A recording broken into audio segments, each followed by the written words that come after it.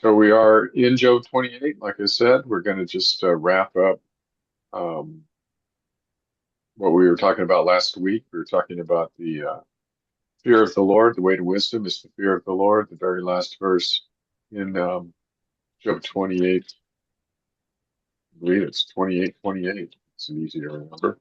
Let's see if I remembered it. Yeah. Yeah, Yep. behold, the fear of the Lord, that is wisdom, and to turn away from evil is understanding. So we're looking at that. We talked last week about the nature of this fear in the title, The Fear of the Lord, and it has to do with lots of related things, being humble before the Lord, loving his wisdom and instruction that comes from him. And so we sit as a more as a student and a learner and a disciple under the Lord, not a director. Right? We love wisdom and instruction. We keep his commandments. Um, this is what it means to love wisdom and instruction, is to actually do what God says. So we keep his commandments. And we don't like anything in ourselves that uh, breaks his commandments, prevents us from keeping his commandments, thinks that following him is not worth it. Anything, any of those unworthy, ungodly things. Um, the fear of the Lord includes a strong reaction to that, which is described as hatred in the Bible. And we are to fear the Lord, love the Lord, serve the Lord, which are all the same thing, with our whole heart. And our model in this is Jesus, who delighted in the fear of the Lord. So we look at those passages uh, last week, and today I want to talk about some of the outcomes of the fear of the Lord. What comes of this? Um, So the first passage I want to look at is in Psalm 34:11 to 14. And that says, Come, O children, listen to me. I will teach you the fear of the Lord. What man is there who desires life and loves many days that he may see good? Keep your tongue from evil and your lips from speaking deceit. Turn away from evil and do good. Seek peace and pursue it. So, we see the definition there that at the end of Job 28 is it's right here embedded in this text, right? The fear of the Lord is to turn away from evil, right? And to do good. And in addition, there's understanding there, wisdom and understanding. But the outcome of the fear of the Lord is that we do good and that we do seek peace. It's an active desire of our heart and an active orientation of our living is to live in accordance with the Lord's character as expressed in his law and seek him and seek peace with him and seek peace with our neighbors and pursue that. Um, so I'm just going to kind of go through these rather quickly. If anybody has anything to say, just you know, go ahead and start talking. Um, the Hi Susan. Oh, hello. I was hoping you guys, I didn't know if you were started yet. Sorry to be Yeah, late. we just. Oh, it's okay. We actually just started. Um, we're so I'm just in the second passage for tonight's outline. So we're going to look at Proverbs 2 verse 5, maybe more than that. And then Proverbs 9:10, we're talking about the outcomes of the fear of the Lord, outcomes being what results from the fear of the Lord. And Okay. we're at the very end of Proverbs 28. We're talking about that last verse. And so we're almost done with that chapter. It's possible. I can see the light. We might finish tonight. Uh, uh, so Hello, Proverbs everybody, 2. by the way. Yeah. Yeah. Hi, Susan. Hello, Susan. Glad you could make it. So I do want to read more in Proverbs 2. So let's look at the whole chapter. I won't read the whole chapter, but at least up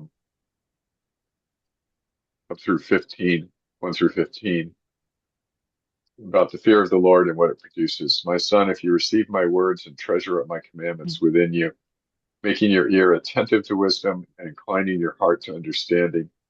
Yes, if you call out for insight and raise your voice for understanding, if you seek it like silver, search for it as for hidden treasures, Then you will understand the fear of the Lord and find the knowledge of God. For the Lord gives wisdom. From his mouth come knowledge and understanding. He stores up sound wisdom for the upright.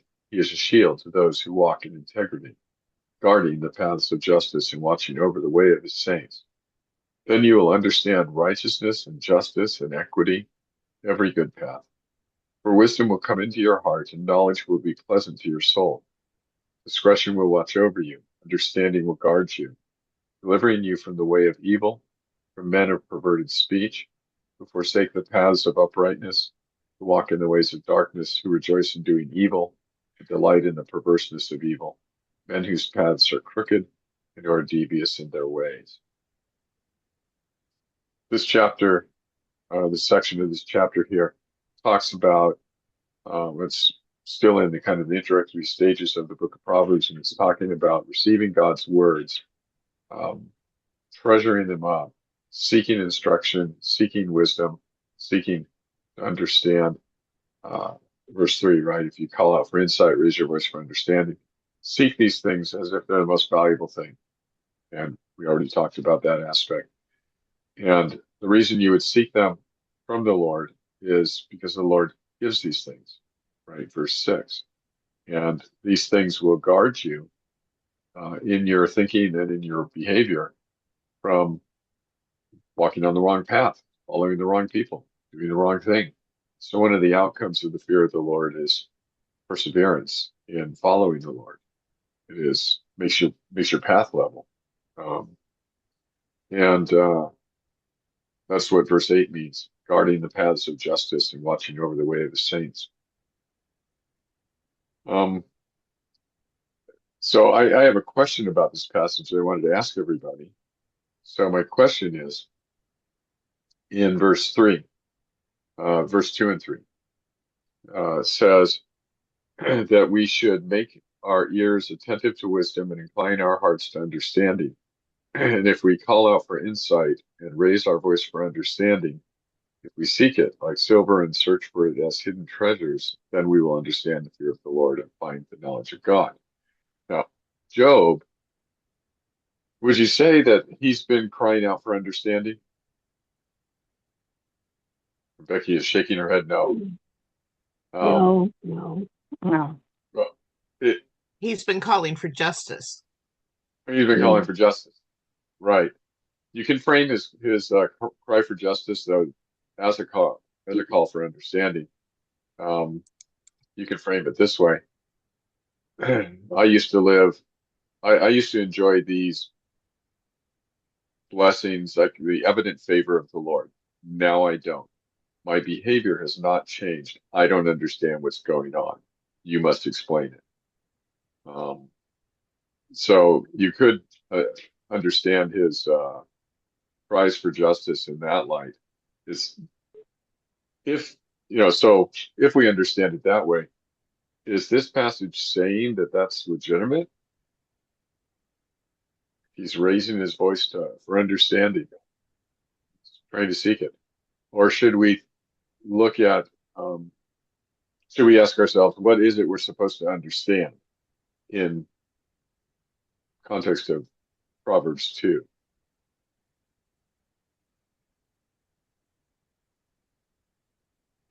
You can understand the fear of the Lord. Oh, go ahead, Shirley. What was that? In verse 5, it says, "Thou shalt understand the fear of the Lord." And when we get into the knowledge of the Word and allow the Holy Spirit to speak to our hearts, He will help give us that understanding of the Word, of wisdom, as well as knowledge of the Word, which will create the fear of the Lord in us, because we will then have that reverent awe to want to obey Him and what the Word says. That's my thoughts. Mm-hmm. Yeah, I think that's right. And I think if we look also at verse 9, it says, "Then you will understand righteousness and justice and equity, every good path." And right before that says that the Lord is storing up sound wisdom for the upright, verse 7, and is a shield to those who walk in integrity, guarding the paths of justice, watching over the way of his saints. Then you will understand righteousness. So if the basic question that you're seeking understanding on is, how should I act in this situation? What do you want me to do? What is the right way to be godly here? Then I think that's what the passage is saying.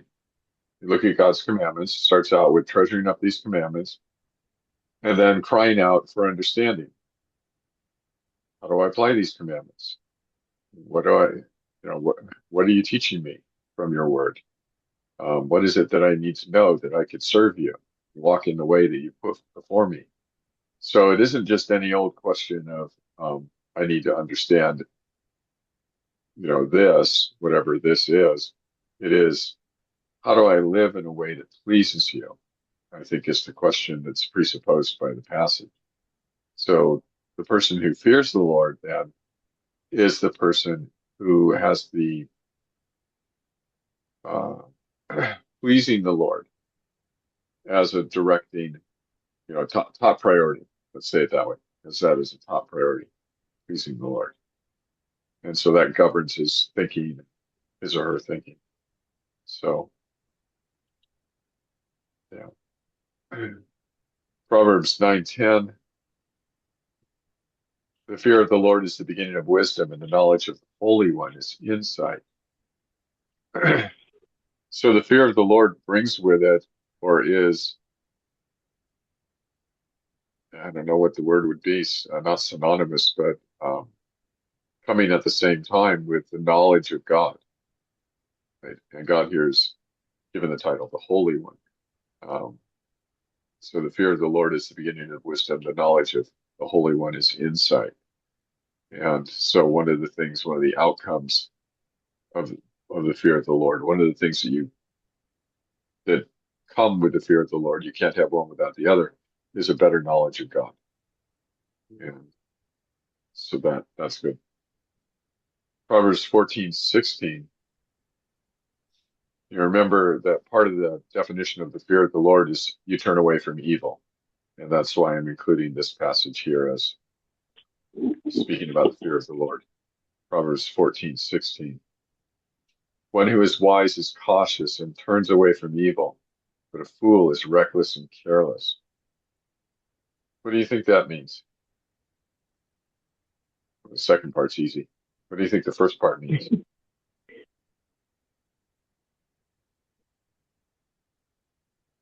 Well, the fool would have confidence in himself and not in God.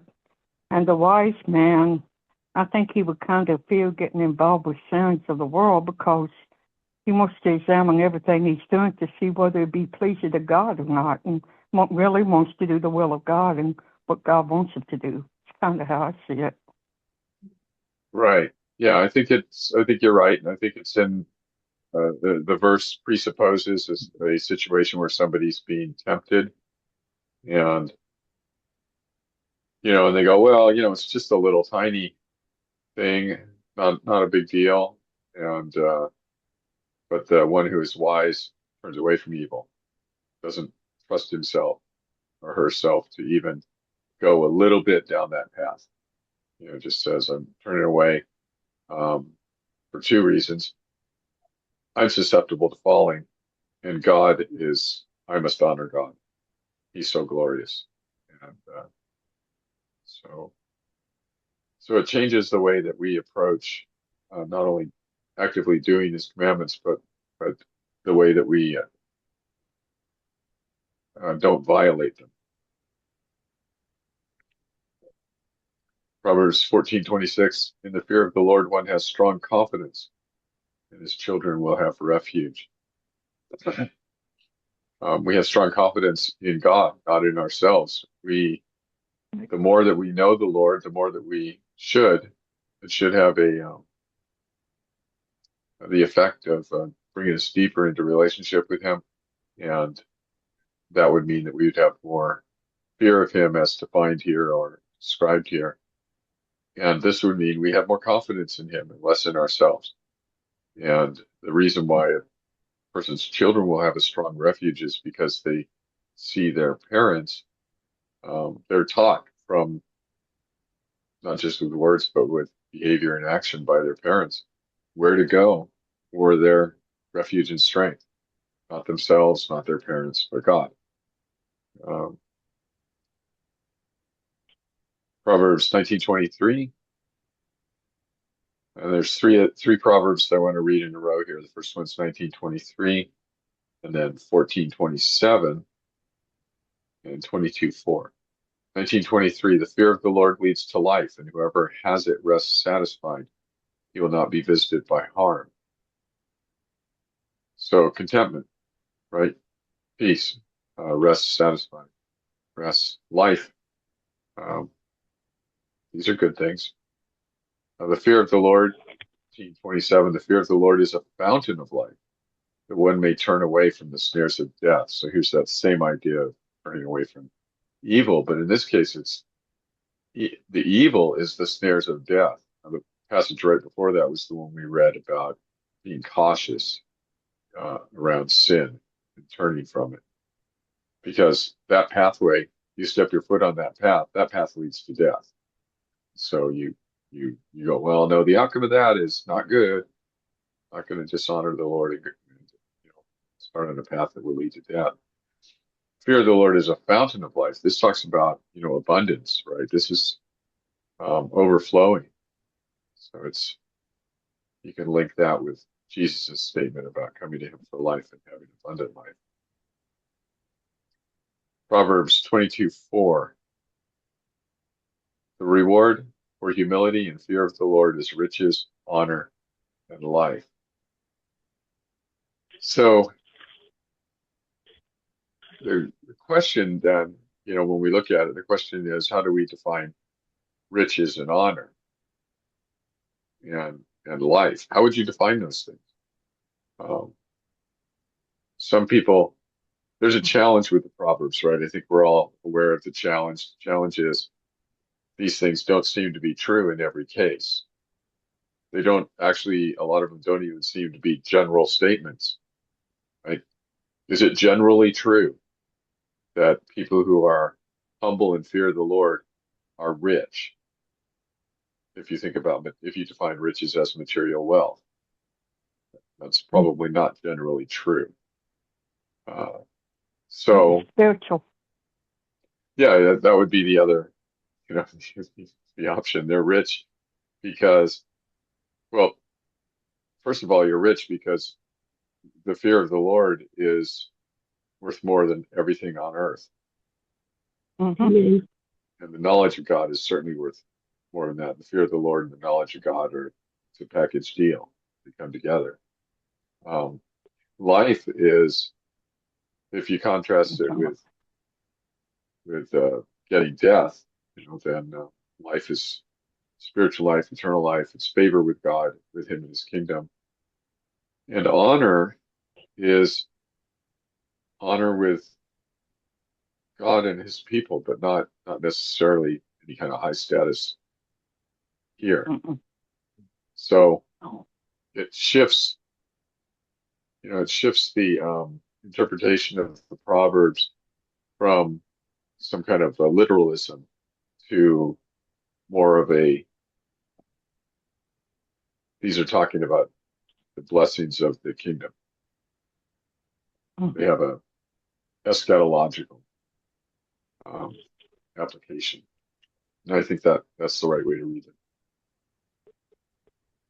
And then the last passage, Psalm 111:10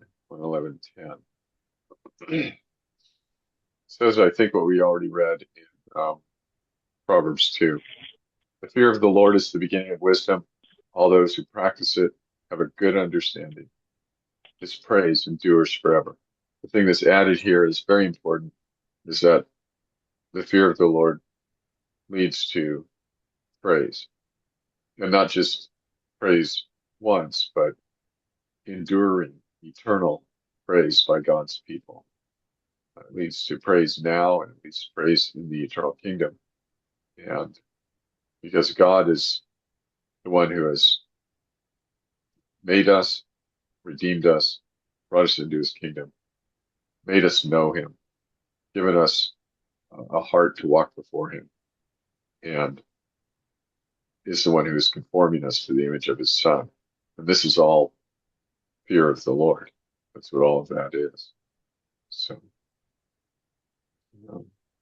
so any any thoughts about any of this? I have just three more short thoughts before we finish this chapter, I think. No. Okay. We get the We're good message to go. a number of times, don't we? What, Gary? I'm sorry, I didn't hear you. As we're reading through the scriptures, we get the same message a number of times, don't we? The same basic message that Yeah, we do. they're the Lord. Yeah, it's So, Chuck, yes, Susan. so this verse you just read, it says the fear of the Lord is the beginning of wisdom.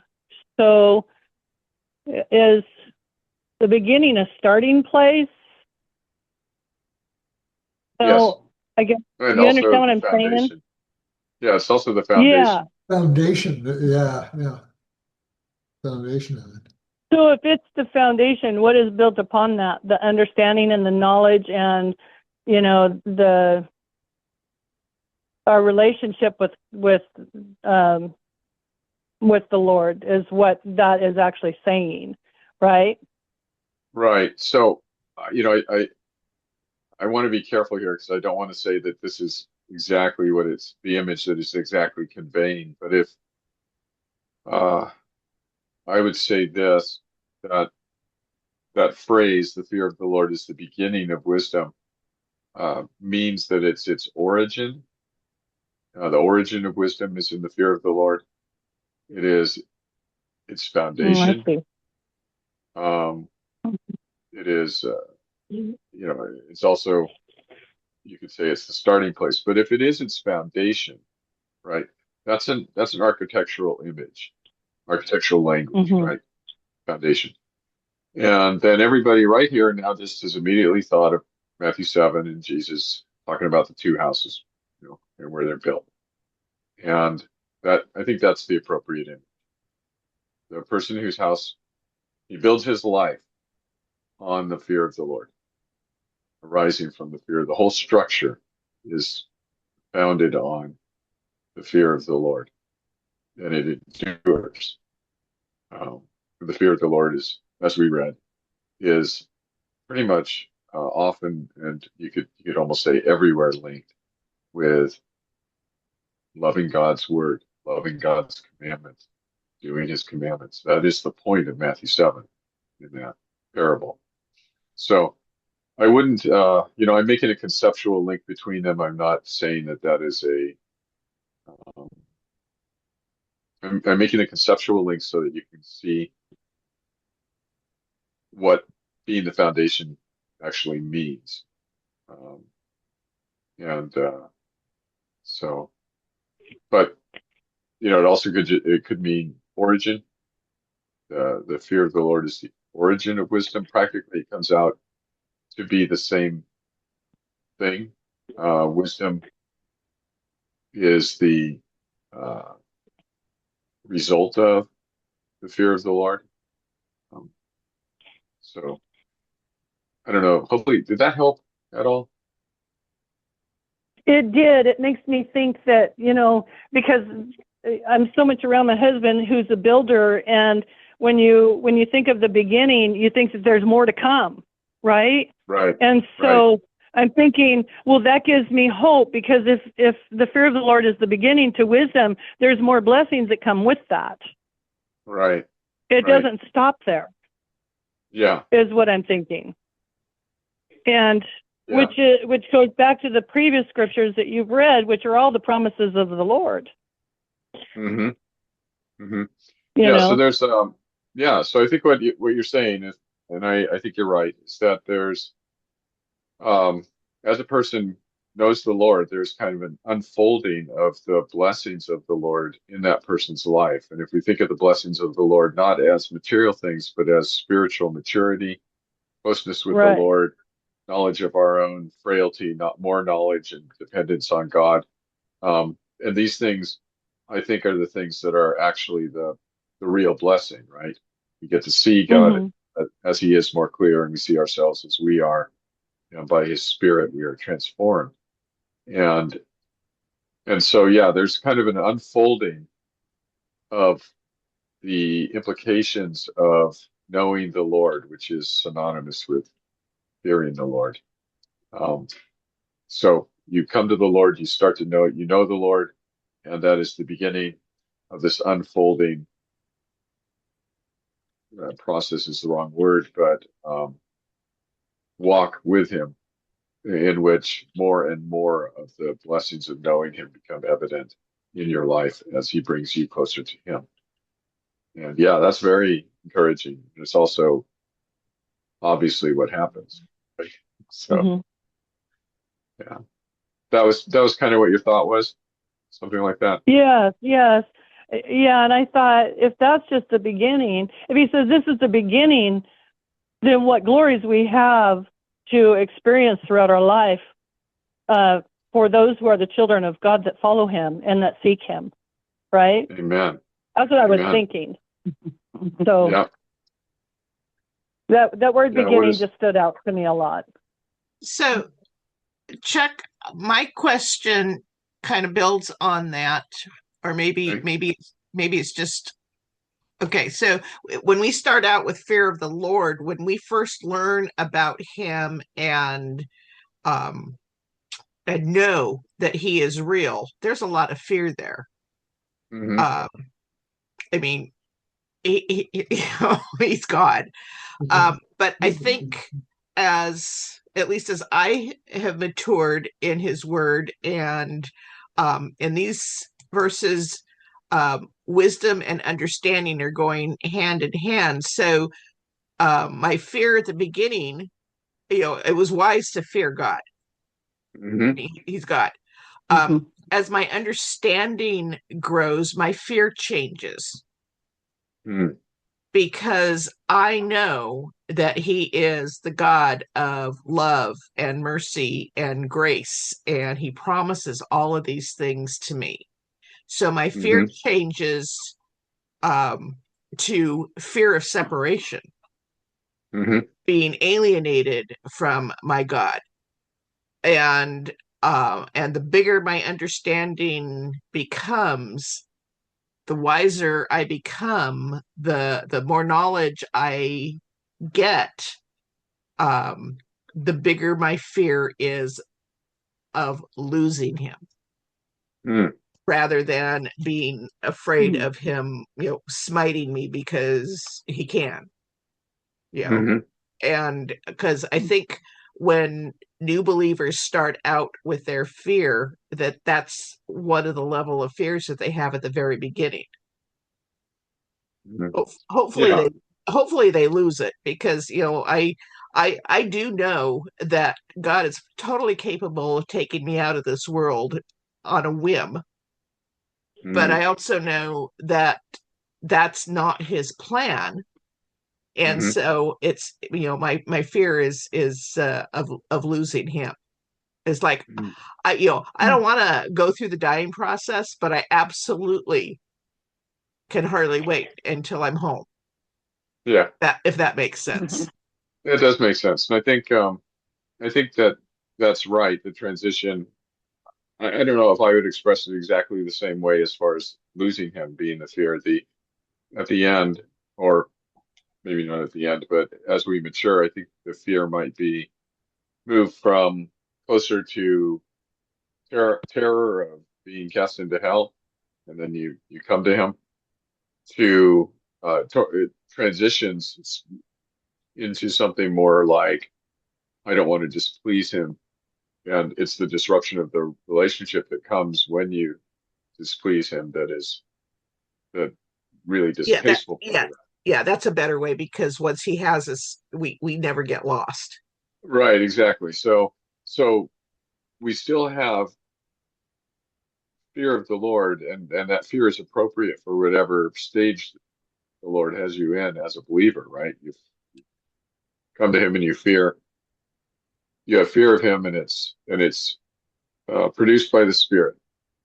The intense conviction of sin that produces a fear, which is different from the intense conviction of his holiness. This is gonna produce in you what it produces in the prophets. Woe is me, I'm gonna be destroyed. Uh, and but as he brings us closer to him, and he changes us and we mature, we are less and less afraid of being destroyed until that all disappears. Eventually, that disappears, and usually pretty quickly.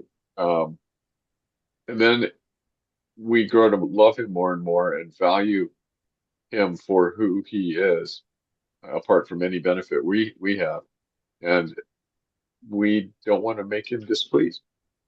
It's just part of our. It's really a worshipful stance, right? It's part of the worship. So we don't want to displease him, and that is also a fear of the Lord. So we always the fear of the Lord. I guess what we're talking about here indicates that the fear of the Lord might look different at where, for different people, wherever they are on that progression in their Christian maturity. But it's still uh, what the Bible's talking about when it says fear of the Lord. Yeah. So after all that, let's see how my definition holds up. I wrote out Well, a can I definition. say something? Yeah, sure, please. I'm Please. sorry. I apologize. I'm sorry. No, that's okay. But the thought it's a short thought, but the thought that came to my mind in all of this, as far as wisdom and fear of the Lord, is that when we began to be, actually, we began to be wise when we began to fear the Lord, as in a holy, reverent fear and awe. That's the fear I'm talking about. And we Right. begin to be wise when we exercise that particular fear of the Lord. Amen. That's right. So I wrote out just for me, basically it's in the outline, but I wrote it just for me so I could think about it. A definition of the fear of the Lord. So this is my definition. The fear of the Lord is a holy, whole person response to the majesty and mercy of the Father revealed in Jesus Christ, supernaturally produced and sustained by the Holy Spirit as he uses the fleeting nature of this creation to shatter our self-sufficiency, awaken our eternal desires, and sanctify us into total conformity to Christ. Amen. Yes. Amen. Very well written. Good. Very good. Thank you. Yeah, you're welcome. Yeah, I think it'll survive. I think that definition will survive. So, Yes. Yeah.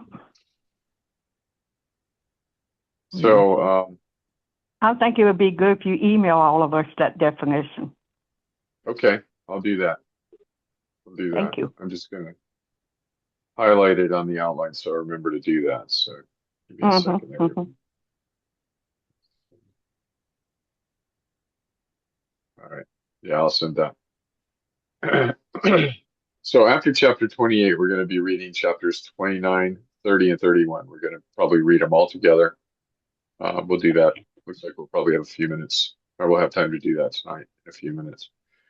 This is Job's last defense, 29, 30, 31. It's his last speech before Elihu speaks. Then after Elihu is God, and then Job says one or two verses at the very end. But as far as his, he's been trying to get a hearing with God. He's got a case and he wants to make it. He's going to make his case now in chapters 29 through 30.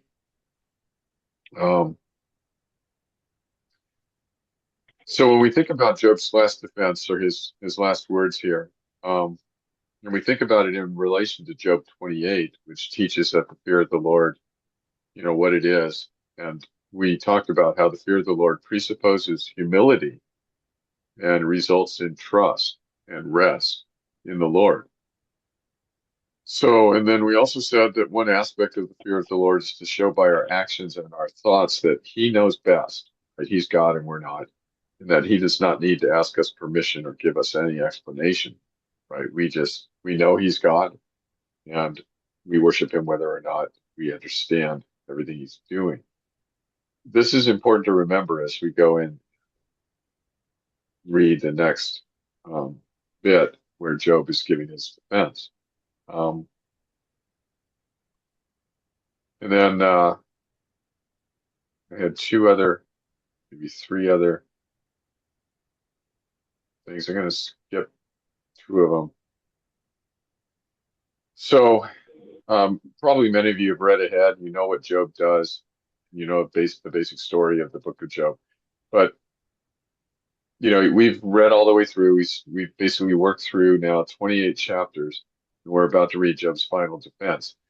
He's been given here, or we've been given at least, we the reader, not Job, we the reader have been given this chapter 28 right in the middle of the dialogue.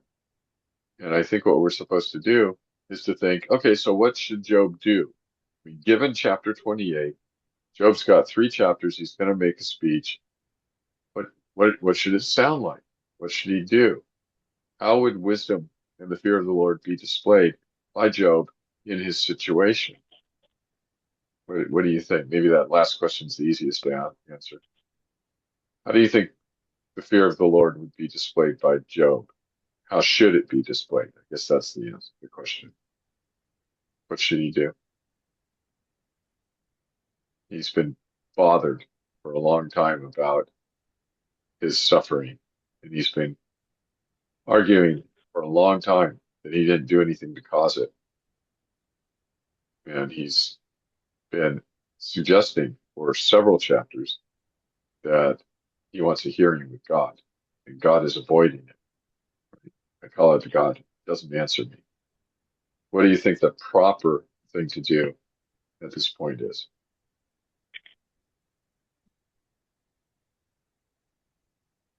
Well, for one thing, he lacks humility, and his righteousness, his integrity.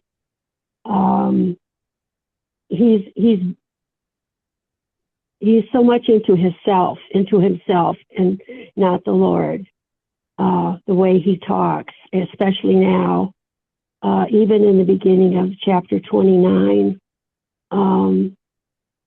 beginning in the first 6 verses that I've identified, he talks about everything he did and how good he was, and on it goes. And then starting in verse 7, it just gets really intense as far as his integrity is concerned. Like you said before, his integrity is almost an idol now. So he has no integrity. He is not humble. His humility is, I don't even know vanished is the right word. He uses all the words, but he's not using them to honor God. There's a lot here, Chuck, an awful lot. Yeah. So basically, you should not say what he says. You should say something else. Definitely. Yes, he should just be still. He can't, though. He can't. Yeah, Yeah. Yeah. So the readers, us, the perceptive readers, hopefully be perceptive, we would go, okay, so what Job should do at this point is to put his hand over his mouth and say, I said foolish things. I repent. You're God. I'm not. I'm just going to wait for you. That would be the right thing. That would be wise. The book would be a lot shorter if that's what happened. But chapter 29 would be a lot shorter. and I think it might not be that realistic, right? Because if we were in Job's position, we probably wouldn't do that. That would be tough. So yeah, he's having a hard time. He's having a hard time. He still is a saint, though. And that's because of God's grace. All right, so we're going to move ahead. I had a couple of things I was going to say, but on the outline, but I'm going to skip those. We're going to move ahead to read. We're going to read the 3 chapters, and I want to challenge everybody when you read it to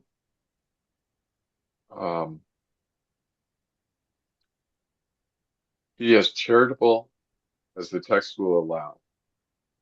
So if Job says something that can be taken as this is a good, he's speaking the truth and he's not doing it with anger or pride, or we can take it he's speaking the truth or he's distorting the truth, that he's prideful or angry or confrontational, ungodly.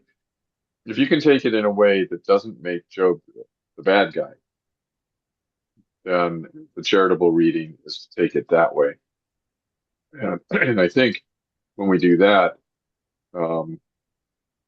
we might be nearer to seeing what the actual problem is. When we read it the other way, all we do is, what we do is we recognize lots of problems and it's overwhelming. But if we read it charitably, some problems still remain. And those are the ones that are the worst problems. So, okay, so I'm going to just read it so that we have a thought about it. The three chapters, I guess I'll just say this. The three chapters have this format. The first chapter, chapter 29, is about Job's former glory before what I'll call the great catastrophe, right? A series of events. A series of planned, divinely planned events. Job's former glory. He's going to say, this is what I formerly received. This is what my life was formerly like. And he's going to call these the days when God watched over me. He calls it that in verse 2. Chapter 30, he's going to say, but now it's like this. Now he's talking about his present humiliation. He's talking about this is what I now receive. He calls these the days of affliction. The days of affliction. So we have by his own words, he's characterizing what these are. And then Job argues his case in chapter 31. His basic case has to do with his integrity, I think. He doesn't ever mention the word integrity in these chapters, but I think a good summary is that Job is really arguing, your treatment towards me changed, but I never changed in my integrity. Right? I've never changed in my integrity yet. You are treating me like a lawbreaker. Tell me your reasons, and I'll judge them. I think it's that very last bit where Job, he doesn't just step over the line, right? He totally dives over the line, right? He's just way now in a bad place. So let's look at these chapters. Chapter 29. And Job again took up his discourse and said, oh, that I were as in the months of old, as in the days when God watched over me, when his lamp shone upon my head, by his light I walked through darkness, as I was in my prime, when the friendship of God was upon my tent, when the Almighty was yet with me, when my children were all around me, when my steps were washed with butter, and the rock poured out for me streams of oil. So a charitable reading here would say that when Job says in verse 2, the days when God watched over me, and verse 4, when the friendship of God was upon my tent, verse 5, the Almighty was yet with me. We speak in language that describes the situation without, like we say, the sun rises, phenomenological language. Sun does not rise, right? The earth is spinning. But we use the language to describe a situation. It's not really meant as describing objective fact.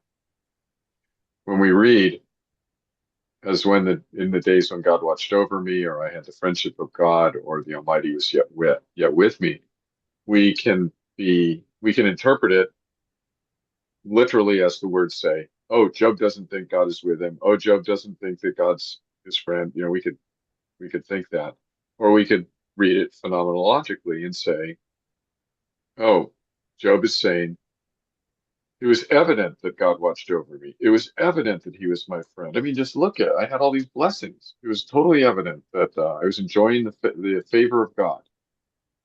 So we don't need at this point, I think, to make a determination that Job is saying something about his relationship that is more than God used to treat me with favor, God doesn't treat me with favor. Something like that. When I went, verse 7, when I went out to the gate of the city, when I prepared my seat in the square, the young men saw me and withdrew, and the aged rose and stood. The princes refrained from talking and laid their hand on their mouth. The voice of nobles was hushed, and their tongues stuck to the roof of their mouth. When the ear heard, it called me blessed, and when the eye saw, it approved. Because I delivered the poor who cried for help, and the fatherless who had none to help them. The blessing of him who was about to perish came upon me, and I caused the widow's heart to sing for joy. I put on righteousness, and it clothed me. My justice was like a robe and a turban. So let me just say a comment here. He's talking about being a judge, an elder in the community. He's not saying that, oh, my whole life I'm righteous. He's talking about I put on righteousness and it clothed me, and justice was like a robe and a turban. He's talking about like an official garment. He's putting on his work clothes. He's going to work. And in his work, he judges cases, he gives advice, he does everything that a judge would do at the city gate. And so he goes into the city gate, and he's a very respected elder. And so the others are silent in his presence because he is known for, probably he's older than them, but he's known for his wisdom and his heart for the poor and things like that. So we could read it as if he's saying, I did this, I did that, people loved me, etc. I'm so great. Or we could read it the way I just proposed, which is just to say, he's saying, in the past, I was a respected member of the community. Because what's going to contrast in chapter 30 is now people who aren't even good enough to watch my dogs criticize me, that kind of thing. So it's, there is a problem with that statement, but, so 15 continuing in the same type of, he's talking about city gate type of thing. I was eyes to the blind and feet to the lame. I was a father to the needy. I searched out the cause of him whom I did not know. I broke the fangs of the unrighteous and made him drop his prey from his teeth. Then I thought, I shall die in my nest. I shall multiply my days as the sand. My roots spread out to the waters, with the dew all night on my branches, my glory fresh with me, and my bow ever new in my hand. Okay, so he thought things are always going to be good. And why wouldn't he think that? Right? He'd been living with the Lord for a long time and following him, and the Lord's favor was evident in his life. And there was no reason why he didn't do anything. So he doesn't expect it to change. Not that he thinks he's entitled to it, but that he has no reason to think it's going to change. He says, I thought I'm just going to die peacefully. Things are going to go like this, and I'll just die. It'll be fine. When we get to chapter 30, it's like, but now, men listened to me, verse 21, and waited and kept silence for my counsel. After I spoke, they did not speak again, and my word dropped upon them. That means they received it. They waited for me as for the rain, and they opened their mouths as for the spring rain. I smiled on them, but they had no confidence, and the light of my face they did not cast down. I chose their way and sat as chief, and I lived like a king among his troops, like one who comforts mourners. So this last phrase, one who comforts mourners, he says, I live like a king among his troops. And then how does he describe that? One who comforts mourners, taking the downcast and helping them. He's not bragging. He's not saying I was way better than them. He's saying I did a good, I was respected. I was wise. I was listened to. I helped people in need. And they respected me, listened to me. And he's going to contrast that in verse 30 or chapter 30 now. But now they laugh at me, men who are younger than I, whose fathers I would have disdained to set with the dogs of my flock. Okay. So I'm not going to talk a lot about that. Second part of that, whose fathers I would have disdained to set with the dogs of my flock. We'll talk about that later. This is a problem. It's not the major problem, but it is a problem. He's going to give the reasons why he would disdain the fathers of the people who now laugh at him. These are his reasons. Verse 2. What could I gain from the strength of their hands, men whose vigor is gone? Through want and hard hunger they gnaw the dry ground by night in waste and desolation. They pick saltwort and the leaves of bushes and the roots of the broom tree for their food. They are driven out from human company. They shout after them as after a thief. In the gullies of the torrents they must dwell, in the holes of the earth and of rocks. Among the bushes they bray, under the nettles they huddle together. A senseless, nameless brood, they have been whipped out of the land. So those are the fathers. And now to the sons that are laughing at him. And now I have become their song. I am a byword to them. They abhor me. They keep aloof from me. They do not hesitate to spit at the sight of me. This is all true, right? There's nothing wrong factually with anything that he said. Because God has loosed my cord and humbled me, they have cast off restraint in my presence. Okay, true. On my right hand, the rabble rise. They push away my feet. They cast up against me their ways of destruction. Okay, this is military language. It's a siege, right? The rabble are rising. They're trying to push Job's feet off the path. He's trying to follow God faithfully, trying to push his feet away. And they cast up against me their ways of destruction. They break up my path. They promote my calamity. They need no one to help them. These people are wicked. As through a wide breach they come. Amid the crash they roll on. Terrors are turned upon me. My honor is pursued as by the wind, and my prosperity is passed away like a cloud. So he's saying these people are laughing at me. These people abhor me. These people are seeking my destruction. And he uses this military image of kind of standing in the gap. He's on the path. He's defending the wall. He's standing in the gap. And they're trying to push through, and they're trying to push him off the path so that they can rush in and overwhelm him.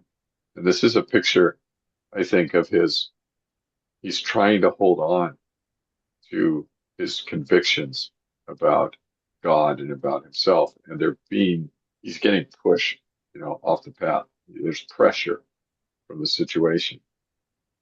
And now my soul is poured out within me. 16 days of affliction have taken hold of me. The night racks my bones, and the pain that gnaws me takes no rest. With great force, my garment is disfigured, binds me about like the collar of my tunic. There's not agreement about what the garment is. With great force, my garment is disfigured. In chapter 24:14, he talked about turban, robe, right? His official garment that he's going to wear in the city square. But we know that Job at this point is actually sitting in mourning. He's wearing a different garment. He's not wearing his official work clothes. He's got sackcloth and ashes on. And so we don't know how to interpret this. I kind of prefer that the disfigurement that has happened, it says in 18, with great force my garment is disfigured, is that Job's mourning started out as mourning, but now it's turned into a case. It's been twisted. It's got him, it binds him at the collar. It's got him by the neck. It's a death grip type thing. God has cast me into the mire, and I have become like dust and ashes. So there's the reference to mourning there. I cry to you for help, and you do not answer me. I stand, and you only look at me. You have turned cruel to me. So right here is another one where you could be charitable and say, people say things like this. They go, you're cruel. But what they really mean is, the way you're treating me seems cruel. Right? I can't see anybody nodding because we're all frozen. I don't know what to do. Okay, can you hear me? I was nodding. Yeah. Yeah. Okay. You heard my We were comment nodding. about. You just can't see us. Okay, good. Everybody heard Yeah. that. Okay, cool. So Yeah. let me read. I'll speed up a little bit, and so we can actually get through this in a good time. So 21 again, you have turned cruel to me with the might of your hand, you persecute me. You lift me up on the wind, you make me ride on it, and you toss me about in the roar of the storm. For I know that you will bring me down to death, into the house appointed for all living. Yet does not one in a heap of ruins stretch out his hand, and in his disaster cry for help? Did not I weep for him whose day was hard? Was not my soul grieved for the needy? For when I hoped for good, evil came, and when I waited for light, darkness came. My inward parts are in turmoil, never still. Days of affliction come to meet me. I go about darkened, but not by the sun. I stand up in the assembly and cry for help. I am a brother of jackals, a companion of ostriches. My skin turns black and falls from me, and my bones burn with heat. My lyre is turned to mourning, my pipe the voice of those who weep. Okay, so chapter 29, things were good. There was rejoicing. I was respected. I did a good job. You know, chapter 30, now it's all different. There's no more rejoicing. It's been turned to mourning and weeping. I cry out to God and he doesn't hear me. He just looks at me and, there might be a charge against God there in 24. And when he says, if a man is in ruins, doesn't he cry out for help? And didn't I weep for those who weep, right? Didn't I help those people who cried out for help? But I cry out to God and he doesn't help me. There we go. God, you're worse than these people. That could be a failed charge, but it does get worse. I think do we have 5 more minutes? It's 8 o'clock. Okay. Yes. Yeah, I'd like to actually finish the reading so we have the whole thing before us, because he hasn't actually made his case. He hasn't done anything yet except say it used to be good, now it's bad. And now he's going to he's going to do what's called self-malediction. He's going to bring down curses on himself if he has done anything to that would justify God's change in behavior toward Job. Right? That's the problem he's addressing. He's obviously, when we read 31, he has obviously been thinking about what could I have possibly have done that would justify this kind of treatment. Right? That is the question that he's been trying to answer. And he's going to go through a lot of major sins. He's going to go through all the major sins and say, I didn't do that. I didn't do that. And he's right. So chapter 31, verse 1, I've made a covenant with my eyes. How then could I gaze at a virgin? What would be my portion from God above and my heritage from the Almighty on high? God's opinion is still really important. God is judge. That's what that conveys. Is not calamity for the unrighteous and disaster for the workers of iniquity? Does not he see my ways and number all my steps? He's talking about inward sin. He's looking at somebody, right? He says, I can't even do that, because I don't want to offend God. If I have walked with falsehood and my foot is hastened to deceit, let me be weighed in a just balance and let God know my integrity. If my step is turned aside from the way and my heart has gone after my eyes, and if any spot has stuck to my hands, then let me sow and another eat, and let what grows for me be rooted out. So he's calling down a curse on himself. He says, if I've done this, if I've been false, walked in deceit, turned aside from the way, been unfaithful to God, well, don't let this happen to me. But by saying that, he's saying, I didn't do this.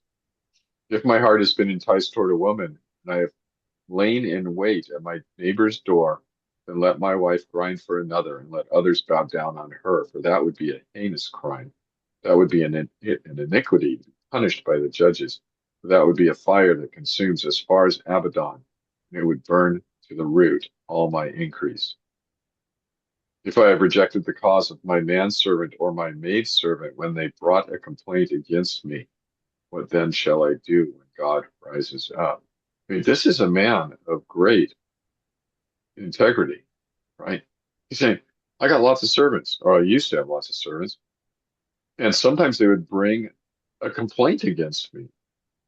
And I said, let's hear it. Let's see if it's just. Instead of saying, I'm not going to listen to this, now you got nothing to say.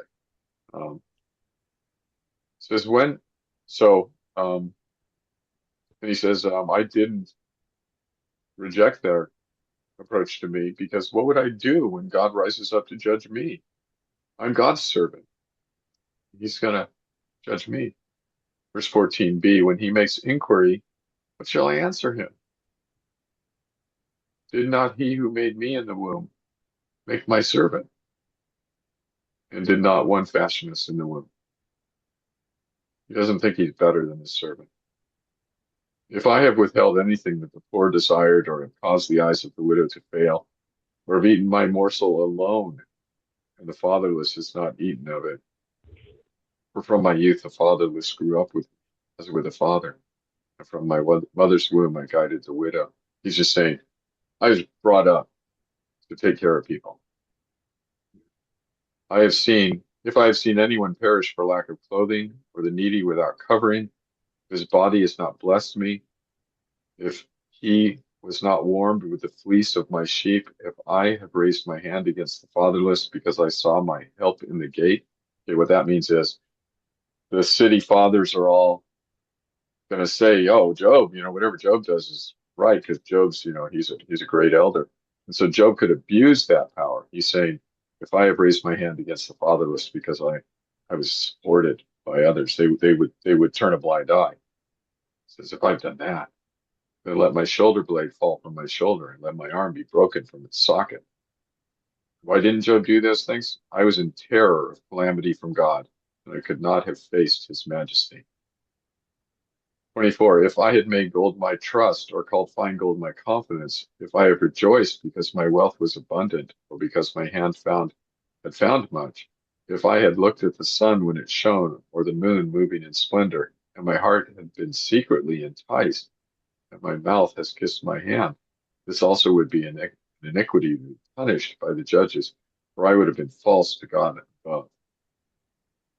Very rich man, right? Job's a very rich man.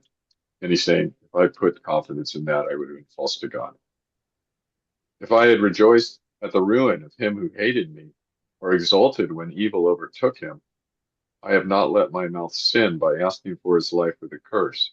If the men of my tent have not said, who is there that has not been filled with his meat? The sojourner has not lodged in the street. I have opened my doors to the traveler. If I have concealed my transgressions as others do by hiding my iniquity in my heart, because I stood in great fear of the multitude, and the contempt of families terrified me, so that I kept silence and did not go out of their doors. Oh, that I had one to hear me. Here is my signature. Let the Almighty answer me. Verse 35 is the climax of the chapter. Job is now submitting his case. He's saying, it used to be good. Your behavior toward me changed. My behavior didn't change. You owe me an explanation. Here's my case in writing. And he says, let the Almighty answer me. He's calling God to the courtroom so that God may testify. Oh, that I had the indictment written by my adversary. No, we don't have to assume there that Job is saying, God is my adversary. He could be talking about in this courtroom, he's my adversary. Surely I would carry it on my shoulder. I would bind it on me as a crown. I would give him an account of all my steps. Like a prince, I would approach him. And people think, oh, look at that. Look at the pride. Job's going to approach God like a prince. Oh, no, it does represent confidence. But he is approaching God. God is in the courtroom. It's God who's getting approached, and God is king. And Job has repeatedly underscored that, even in this chapter. So it's not, I'm so great. It's, I'm confident. And it turns out he's arguing the wrong case. It's never really been about this, right? So he's arguing the wrong case. 38, 39, 40. If my land has cried out against me and its furrows have wept together, If I have eaten its yield without payment and made its owners breathe their last, let thorns grow instead of wheat, foul weeds instead of barley. He returns to the land. He started out talking about inheritance in chapter 31, very first, verse 2. What would be my portion from God above and my heritage from the Almighty? The land brings back thoughts of inheritance. So it's kind of bracketed here. What do I get? What would I get from God if I behaved like this, if I did these things? The words of Job are ended. So those are the three chapters together. It's important to see them together because the chapter 29 about how things used to be, chapter 30 are the evidence. Chapter 30 about how things are now. That's the evidence that he's basing his chapter 31 on. Basically, the form of the argument is, like I said, God used to treat me in way X. Then God started, for no reason that I can think of, God started treating me in way Y.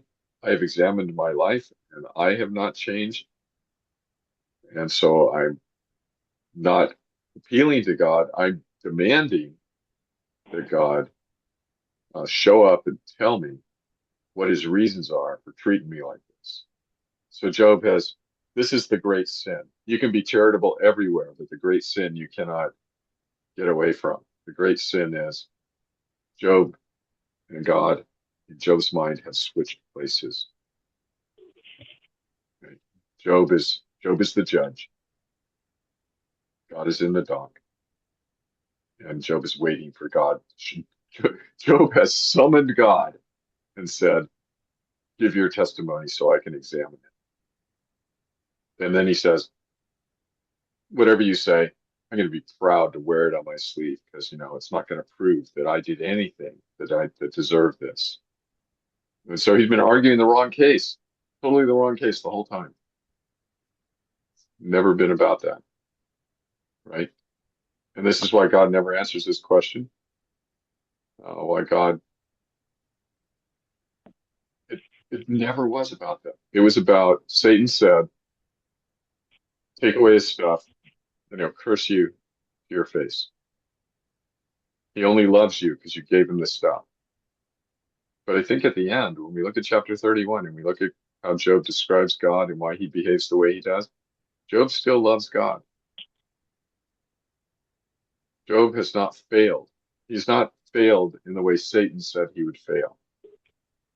He's still made a big misstep here right at the end. But and so most of our study in these chapters is going to be, after we go through the chapters briefly and say this means that, so we get a big picture. Most of our study will be why does Job go wrong here? So the words of Job are ended, and you think, oh, what a tragedy. he almost made it, man. Almost. If you didn't put 35 in there, it would have been okay. But all right. So it's 8:12. I'm totally willing to stay longer. If anybody's got comments or questions, let me just ask. Anybody have comments or questions at this point? If it's something that I can save till next week, I will. No questions or comments. Okay. All right. Hopefully that reading was helpful. And the thought of being charitable was also helpful. We should always take people in the best possible light. So do unto others, right? As you would have them do to you. Take them in the best possible light. Okay. Let me turn off the recording.